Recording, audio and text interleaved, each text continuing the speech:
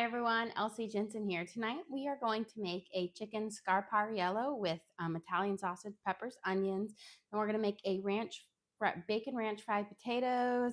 We're going to whip up some sourdough drop biscuits, and then we're going to prep a chocolate sourdough loaf to bake up tomorrow.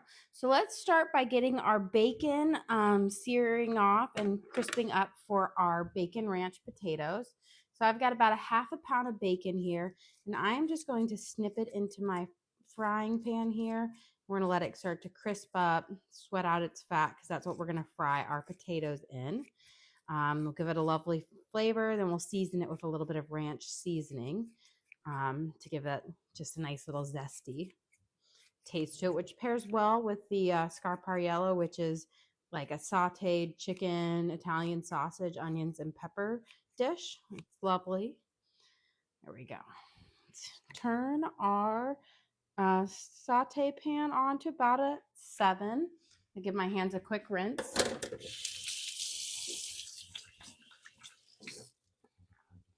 Okay, now we're going to do a quick cube up of our potatoes so that once our bacon is nice and sweated out and starting to get crispy, they'll be ready to go in and fry. So we're using some yellow or like our gold potatoes today, which are a bit more waxy, but they will fry up nicely and they'll have kind of like a tender fry. So they'll be still tender in the middle, but can get some nice crispy edges. And we're going to leave the skins on them. So just kind of making a small like dice size out of them, aiming for about, that big. That way they'll cook up in about 20 minutes. And slice through. Get this one again. These are nice potatoes because you don't have to peel them with a russet. Their skins aren't always as nice when they cook up, but these have such a very tender, delicate skin, and they crisp up nicely. And they'll hold their shape fairly well. And I'm going to cut this kind of in fourths. Put it in half. I'll cut it in half. And then we're going to cube it up. Idea is you want to try to get your potatoes about all the same size so they'll fry up around the same time so that you don't have any of that get a little over fried. And that one's not quite as big, so I just did it in thirds. And we'll do a few more, and then we're going to prep our sourdough drop biscuits. They're going to be kind of a cheddar sourdough biscuit, almost like a cheddar bay biscuit. And they'll be lovely with tonight's meal, that kind of savory dish that we're having with the sauteed peppers and chicken Italian sausage is going to just go well with the biscuits to kind of soak up some of their juices and flavors. Just got this last little guy. And okay. So we'll have these ready for frying up. Let's get going to get a pair of tongs out so I can kind of toss my bacon around, spread it out over our pan. There we go. And now we're going to let it kind of sweat out and cook up. While we're doing that, let's start prepping our biscuits. Grab my bowl here. And we're just going to make a nice kind of drop biscuit. Just think of like the biscuit that you had growing up. So we're going to use some of our sourdough starter. We need a half a cup. Let me grab, I think I left my spatula over here. I did. So a half a cup of sourdough starter. Doesn't have to be active. It's a great way to use to discard for. There we go. Getting out. You want to make sure. I always say add a little, just a smidge over your half cup line. That way it will come out because some always get stuck to the little measuring cup. Okay. I'm going to scrape it out if I can. So we've got a half cup of our sourdough starter. Then we are going to add in 3/4 cup of milk. I'm using whole milk. We're going to start with all of our wet ingredients first. And give this a nice whisk, kind of dilute that sourdough starter. And then we're going to add in 1 stick of melted butter. And you want to make sure it's cooled a little bit so you don't putting it in really hot, because then it will just congeal up super fast. We've got our butter, milk, and sourdough starter mixed together. Okay. Now we are going to add in a teaspoon of baking soda, a teaspoon of baking powder,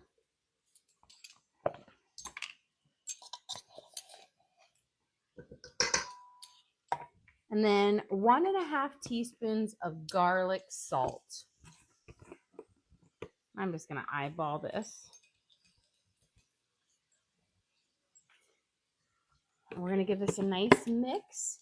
Bring it together, and this is going to be the base for our Bring it together, and this is going to be the base for our cheddar.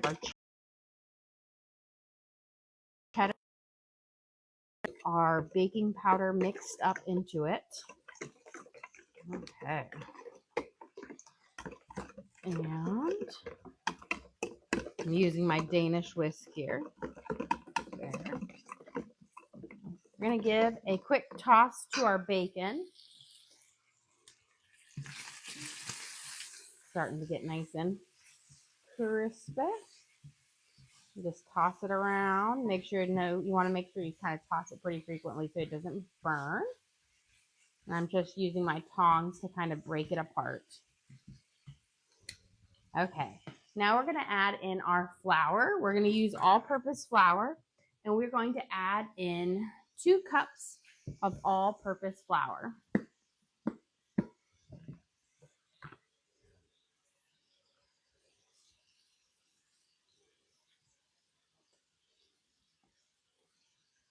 So we've got 1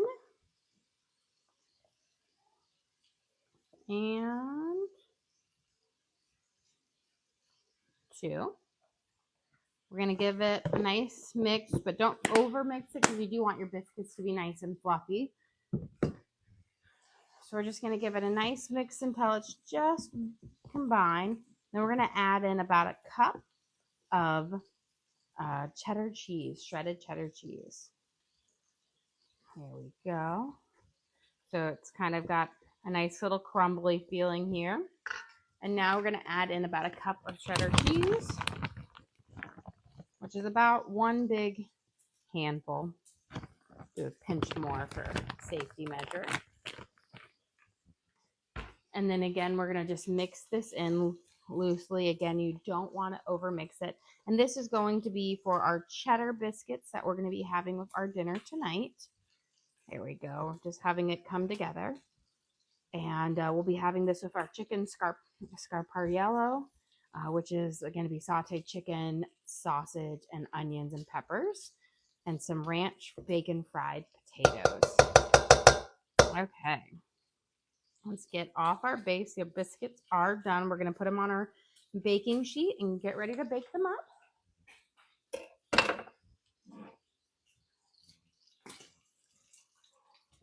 Okay. But before we do that, let's give our bacon again another stir. I'm going to turn it down to about a 5 now because I want it to kind of crisp up all the way, sweat out its fat, because that's what we're going to fry the potatoes in. And then we'll season them up a little bit of ranch seasoning, which will give them just a delicious flavor. Okay. Beautiful. Let me grab a spoon here. And we're going to scoop out our biscuits. Again, these are kind of drop biscuits, so they're not supposed to be beautifully shaped. More of just a nice little drop. Take a little bit small. Don't want it that big. There we go. And then when we're done baking them, we will coat them with a little butter and garlic salt and some parsley mixture. We'll just give it a great little flavor at the end. It's kind of like a Cheddar Bay biscuit copycat, although I will say I don't think anything can truly beat the mix of the Cheddar Bay, but this one's a pretty close one. There we go. Get another one out.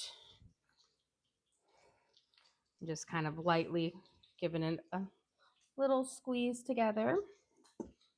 Again, you don't want to really mush this together or over mix it because you do want it to be a nice fluffy biscuit. And if you over mix it with the melted butter in there, then it's going to make it stiff. We want a soft biscuit. And right there, got a little bit here. We're going to steal a couple off so I can have a good even 12. I always do that. Sometimes I'm like steal from the others to make them all come out about even. Okay, these look pretty good. Give my hands a quick rinse. And then we are going to pop these in the oven for about 17 minutes at 400 degrees. And you're going to want to put them, have them, if you're cooking anything else in your oven when you make them, always make sure they're on the top, that they cook up the nicest. I'm going to set my timer here for 17 minutes at 400 degrees. Okay, let's get on with making our dinner. Our bacon is about ready for us to add our potatoes into it, so we can start frying that up. And then we'll get our chicken seasoned and ready to saute up with our onions and peppers. Okay, give this a nice little stir. Okay, we're going to add in our potatoes here. And then we'll give them a nice stir in that bacon grease to make sure they all get coated. Potatoes are like little sponges, and so you want to make sure you coat everyone. Otherwise, like the bottom layer will soak up all of that grease. So you want to make sure they get evenly coated. That way they'll crisp up nicely and you won't need to add any more oil or fat into it. Angel says she liked the Reese's video. Oh, yes. I was, I'd heard about them, and when we bought them at like Walgreens, the lady there said, oh, everybody's been loving the grape one. And I was like, they said the strawberry one was awful and the grape one was good. I personally kind of thought they were both bad. They weren't really good. They were a miss, I think, for the Reese's people. I feel like they could do better. Like a Reese's marshmallow, I'm sorry, like a fluffernutter one. Reese's could really do something with that, I think. It would be delicious. Okay, let's get these coated up nicely. Just a little turn. And then the trick is for potatoes to get nice, crispy, but tender is to really let them sit and crisp up. So I'm going to, again, spread them out and then just let them sit and crisp up on their own. Let's do our little shimmy here with my cutting boards. We've got our chicken here, and we're going to season it up. And before we season it up, let me get it cut up into kind of smaller pieces. I'm going to fillet it in half so that it's a little bit thinner, because these are very thick pieces of chicken breast. So we'll cut it through, thin it out, and then I'm going to cut it up into slightly smaller pieces as well that we'll saute up with our sausages. There we go. And what we're going to do is we're going to cook off the chicken and the sausage partially, and then we'll add them in towards the end again. But we do want to get a nice little sear on them. So I'm going to cut them into pieces about this big. So not quite bite-sized pieces, a little bit larger. Now you could use, I think traditionally you use like a chicken thigh with this, which I think dark meat is always better. It always tastes well, but I didn't have any chicken thighs. So we just used our breasts, which worked great. A little bit healthier too, but not quite as flavorful as meat. But a chicken thigh would be amazing with this meal, or even drumsticks. Okay, let's cut that. We've got our chicken here. I'm going to get, while we're over here, I'm going to cut up our sausages too into nice kind of bite-sized pieces. You could fry them whole, but I'm going to cut them up. That way it'll be just easier for me to serve to my family versus cutting them up afterwards. So they'll be like little sausage balls. And this is just a mild Italian sausage, which apparently isn't a true Italian sausage, but I feel like everybody in America, we're always going to call it Italian sausage no matter what. Okay. Now wash my hands.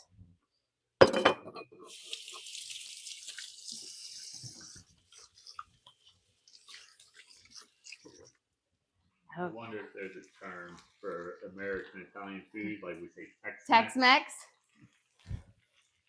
Italia. I'm gonna brainstorm on this one, and maybe I'll coin this term. Okay, let's season up our chicken. Did I not put my Worcestershire sauce out? Let me grab it because you want to use the Worcestershire sauce to get the nice flavor. It gives a little acidity to it. I looked at it, I just didn't grab it. So we're going to put about a tablespoon of Worcestershire sauce on our chicken.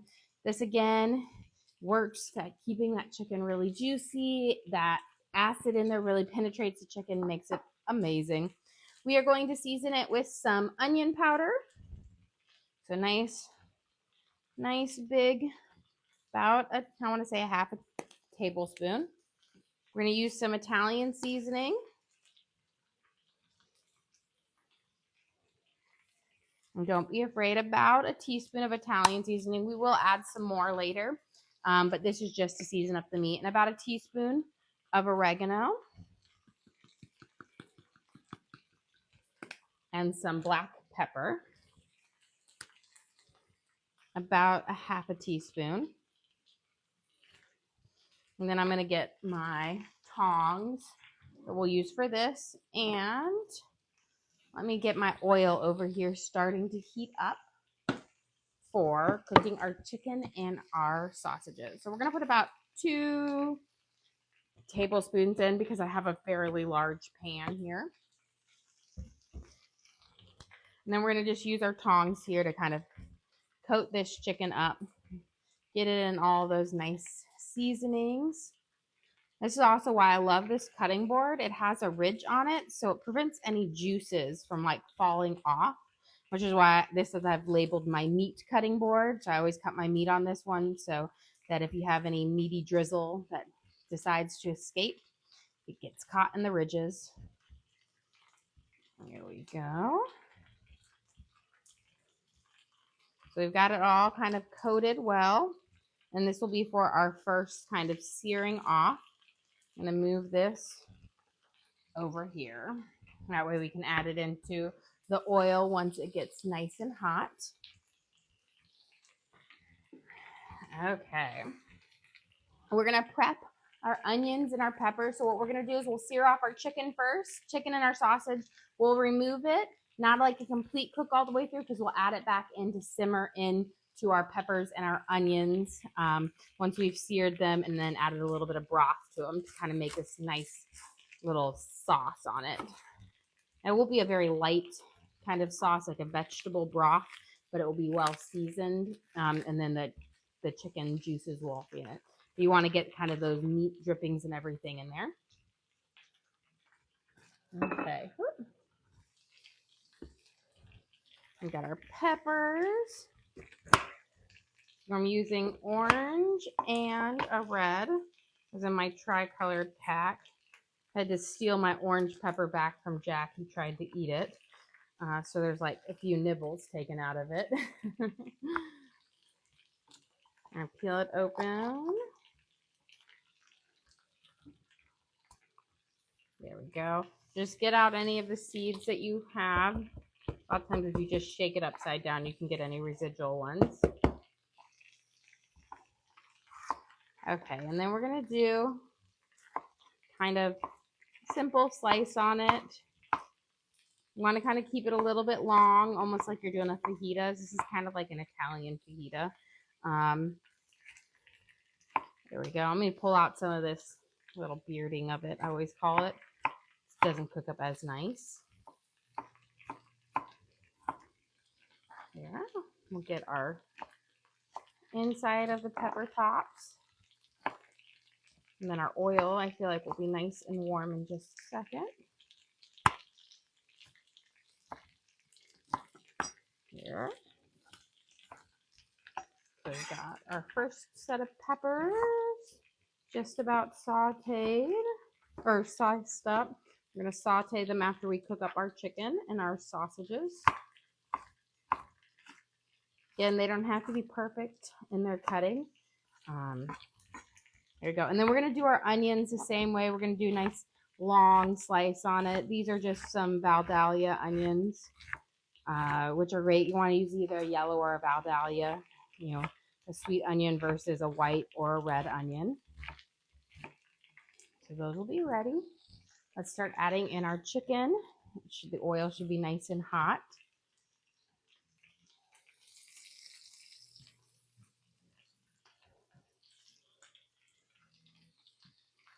We'll add in our sausages. And try to break them apart so they don't stick together. You got a question? What's the potatoes cooking with? They are cooking with bacon. So we cooked off about a half pound of bacon, and then we added in the potatoes, and these are just yellow potatoes in there. And now we're going to add in our chicken that we seasoned with some Italian spices. We used oregano, Italian spice, onion powder, black pepper, Worcestershire. We're going to let it sizzle here.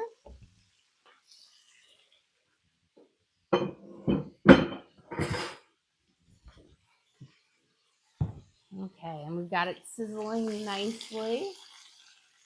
Just kind of coat it. What we want to do is we want to kind of cook it on a high heat on both sides. Just turned it down to about a 6-7. We grab a spatula out right now. We're going to do our first turn on our potatoes. And again, the trick is with the potatoes is you don't want to flip them often. Try to do it very infrequently every so often. That way you get this nice crispy edge.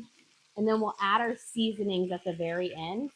We're going to add in some ranch seasoning, which will give it like a bacon ranch fried potatoes. And it's really lovely. Okay.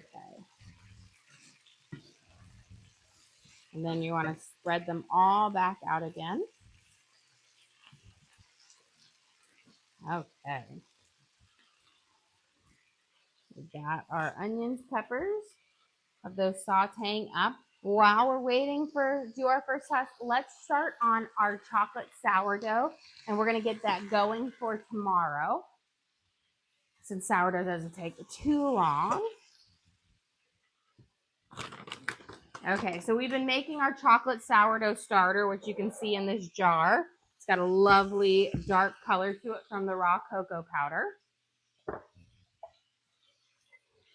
And so for our recipe, we're going to start with about 50 grams of our chocolate starter. And we're going to actually, this loaf is going to be a walnut, it's a chocolate walnut cherry loaf. So I think it's going to be absolutely delicious. So 50 grams of our chocolate starter, which is a bit more active than a traditional starter because that cocoa powder is like a catalyst and it will feed it a bit more. And it's a bit more thick. So add a pinch more. See. You have a question? How many are you feeding tonight? Tonight we are feeding 8. So normally we feed 9, but my mother is in Germany visiting her mother. So it is just my stepdad and then my crew of 7.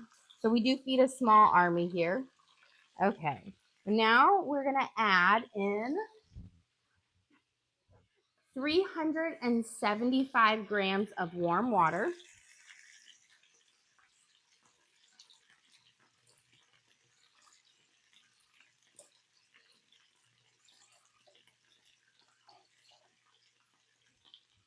There we go. And where's my cocoa? Right here. Turn off. We're going to bring it back to 0, and then we're going to add in 20 grams of raw cocoa or cacao powder, because this is cacao. We're going to add in 20 grams of this. Shake it in there.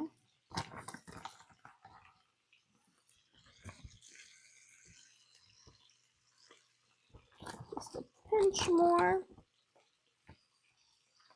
There we go. And then we're going to use our dough whisk, and we're going to give this a nice mix. You're going to want to bring all that chocolate starter I have there. We're going to mix this up until it's well blended.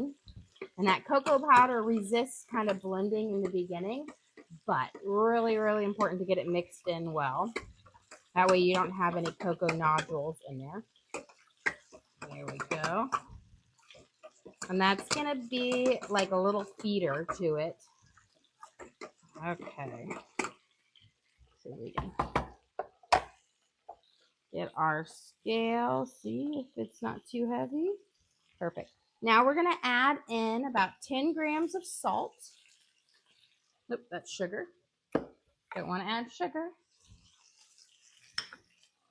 Which is about 2 teaspoons. There we go. And then 500 grams of unbleached bread flour. Turn our chicken down just a little bit. Bring that back to 0. So, and 500 grams is roughly like 3 cups. Again, your scale is going to be your best friend in your sourdough journey. So just because of how you can pack a cup and it can have a bit more in it or a bit less. There we go. We're done with that. Before we give this a mix, I'm going to flip all of our chickens over here real quick because they should be about ready. And again, we're not doing a total cook on these chickens. In the sausage, we're really searing them all the way through, and then we'll let them kind of cook a little bit when we get done adding them back into the peppers and onions. But we definitely want to get all of these good flavors in here to saute our onions and peppers up with.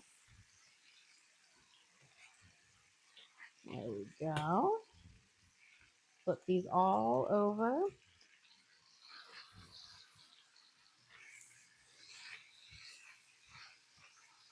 Okay, we'll get a few more. You can smell that like Italian seasoning and oregano. It just smells lovely. Now we're going to use our dough whisk here, and we're going to mix this up. And this is going to give you a wet dough, which is typical of sourdough.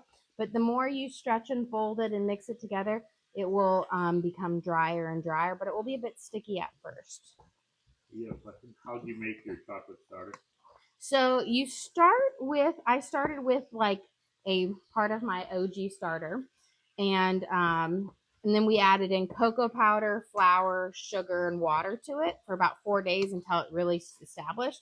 I'm going to be posting a video up of it as well as a recipe card for everyone to have, because it kind of varies because you got to feed it for a couple of days before it's truly established. And good to make your bread. And that's, you kind of notice that with the bubble. There we go. So here we've got our dough mixed up. You can see it's a little bit sticky and everything like a traditional sourdough. Has a lovely chocolate color. And then we're going to go grab our biscuits out of the oven. They should be ready. Turn my potatoes down just a smidge.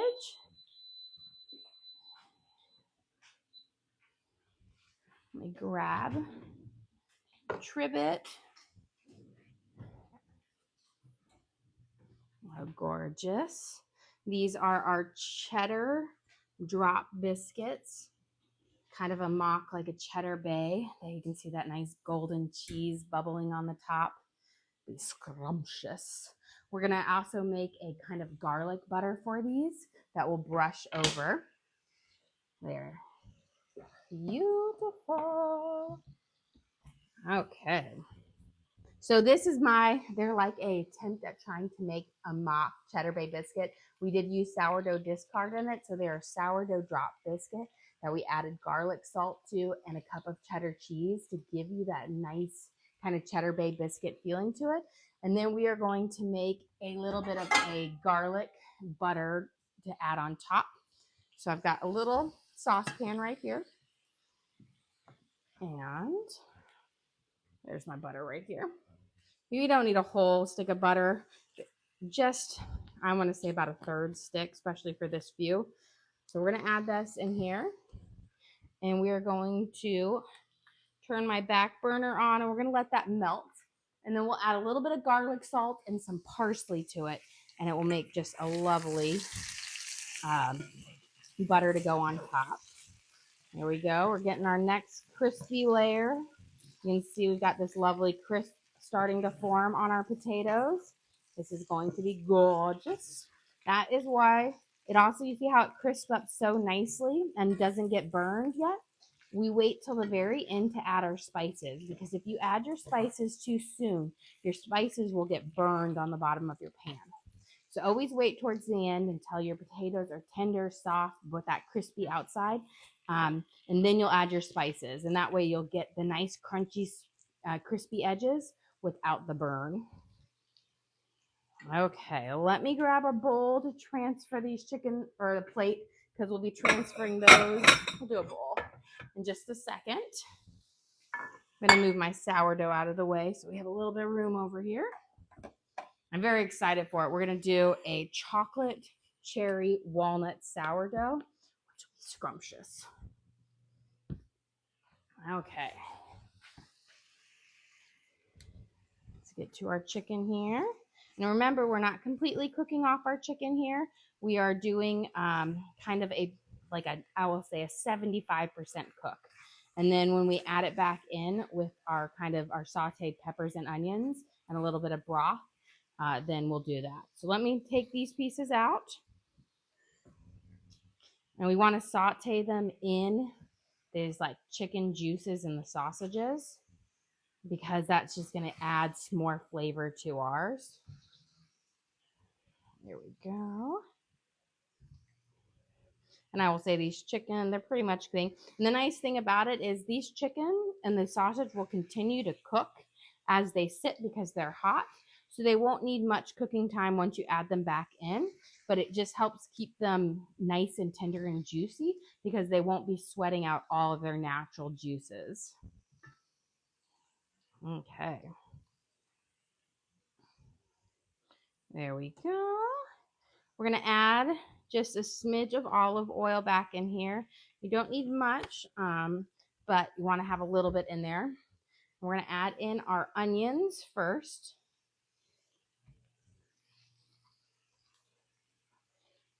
We're going to kind of let them caramelize up in a little bit of this sauteed, juices over here from the meat.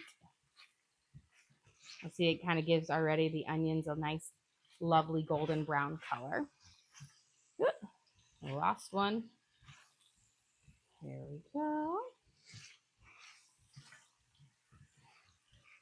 I'm just trying to break apart these onion pieces. That way they'll saute up a little bit easier. There we go. Just got to do a little hammering. Okay, we're going to let these kind of saute, crisp up. Just grab a napkin here. Wipe some of this cocoa powder with. And looks like our butter is just about melted, so I'm going to turn it off. We're going to let the residual hit.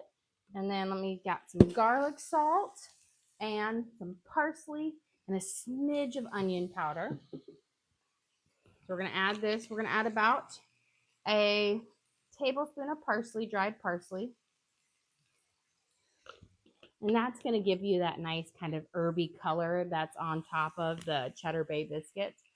About half a teaspoon of onion powder. And a half. Herby color, you mean green? Yes, I mean green. Green. It's a very verdant color. I'm just going to use some different. I'm going to add that in there. Okay.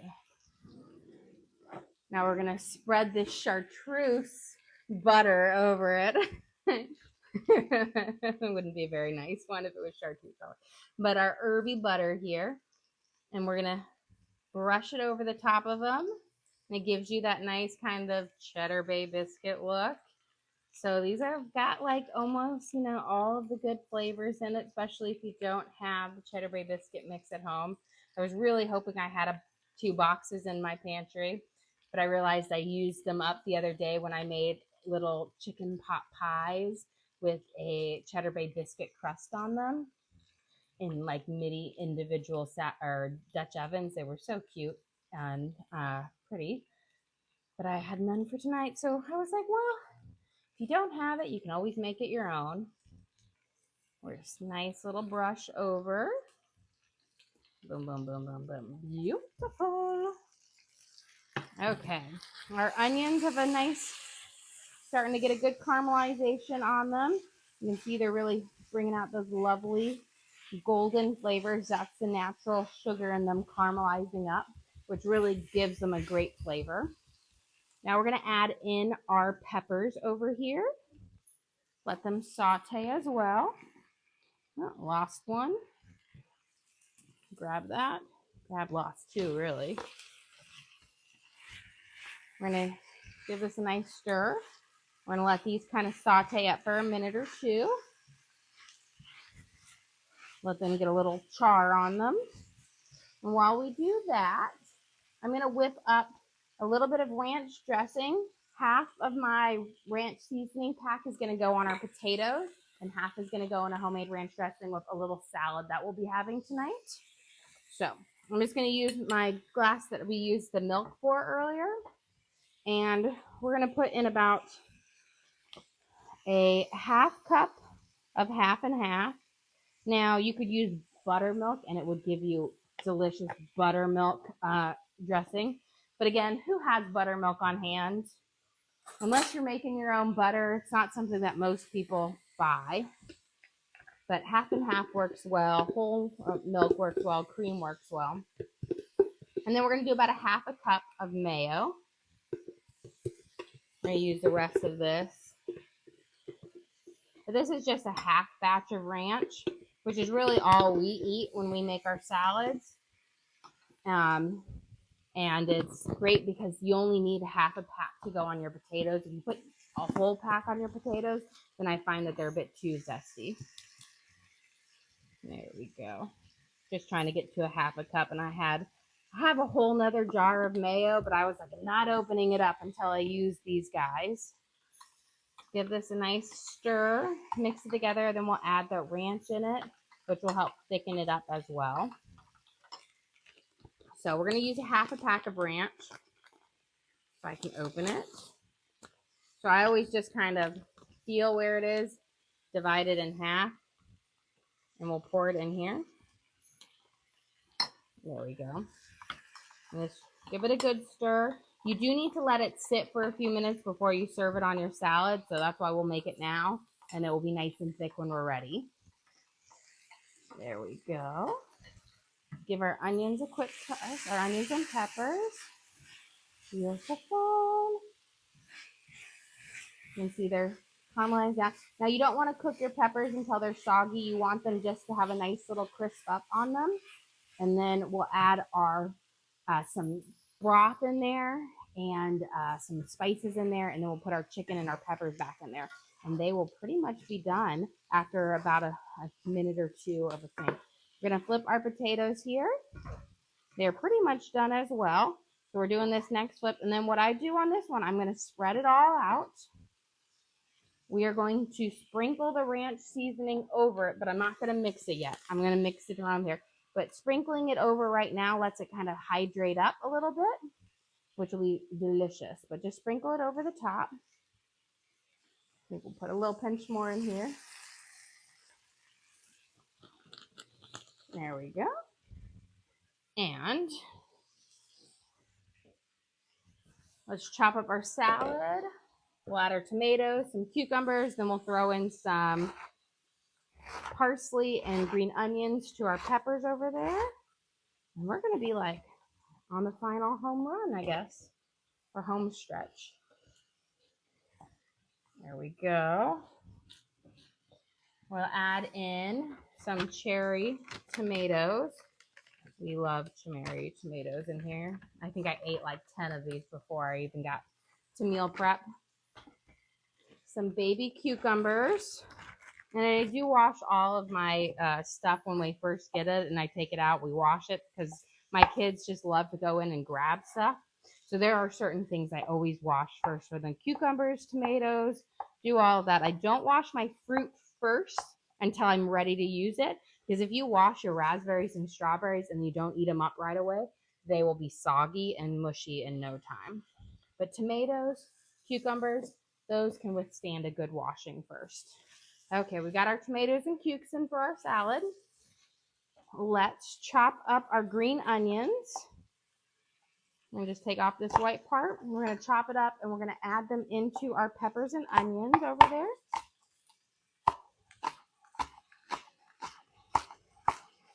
Give it a nice little chop, chop, chop.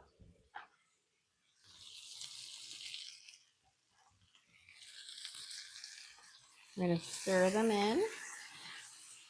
There we go. And then I'm going to just make a little circle in the middle. We're going to put a little bit of garlic right there to kind of crisp up. Aiming for about a tablespoon. We'll let it crisp up in that little circle first. Give it a little. You see how it's just turning brown really quickly. Lovely. Beautiful. Just infuse it out right now. Perfect. Now we're going to add in a little bit of vegetable bouillon. You could use chicken. I was out of chicken bouillon, so we had vegetable bouillon, which will work well. But we need about a cup of water. And then our vegetable bouillon, about a heaping spoonful.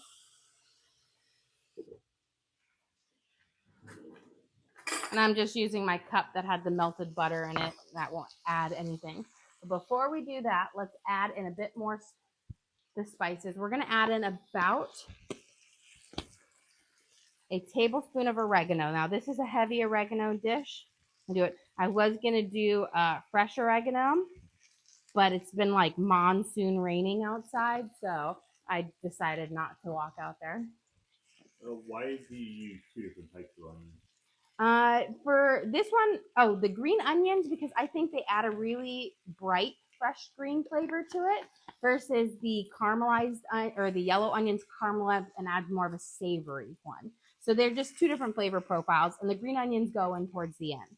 Put in about a teaspoon and a half of Italian seasoning. We're going to give this a nice stir. Kind of coat it. We're going to add in 1 cup of water with a scoop of bouillon. So it's going to be about 1 cup of broth. We're adding a nice scoop of our vegetable bouillon. Chicken bouillon would work great too.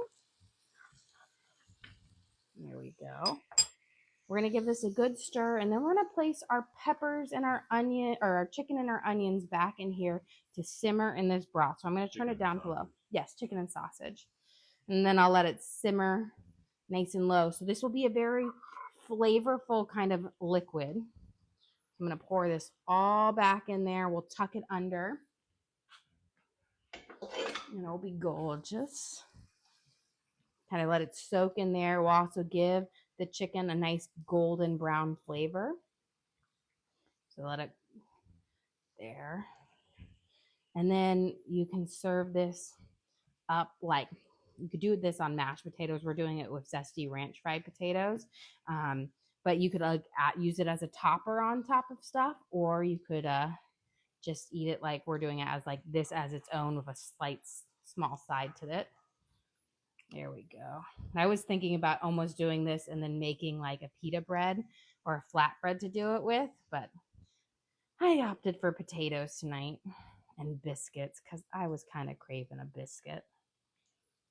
There we go. So we're going to tuck it all underneath there, and we're going to let it simmer for a second. Let's get our ranch. You can see it's starting to thicken up now. There we go. And now let's get our potatoes tossed and turned. We've got our last little bit of seasonings. This is going to coat it around. And like I said, we do this at the very end. You get that last little coating on it because then it's going to mix with the grease underneath and thicken up. And if you do it too soon, then what you're going to have is like a burnt edges on your potatoes and they won't be as nice. No question. What type of potato? These were yellow potatoes. So they're a bit more tender to use, and they have a really delicate skin, which I think fry up nicely, a little bit better than a russet. And let's chop up some parsley to top our chicken and sausage Scarpariello. Scarpariello. I had to look it up to make sure I was pronouncing it perfectly, which I'm pretty sure I'm not. Okay, let's give ours, this is about 1/4 of a cup when we're done. We're gonna mince this up and we'll throw this on the chicken. If you want, you could always throw it on your potatoes too for a pop of green. And go over, I want to just make sure I have a nice mince on it because I don't want anything too big and chunky. There we go.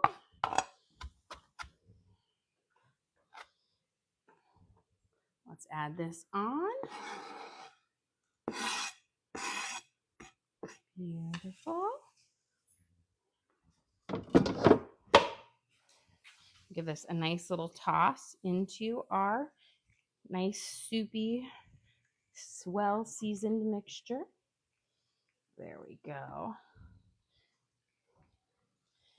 A nice toss over, and you can see we've got our orange and yellow bell peppers, onions, some green onions, Italian sausage, and chicken breast. But it is going to be scrumptious. Okay, we got everything done. Let's start serving up then. Okay, so let's start. I'm going to turn off my burners here. We've got our zesty bacon ranch potatoes.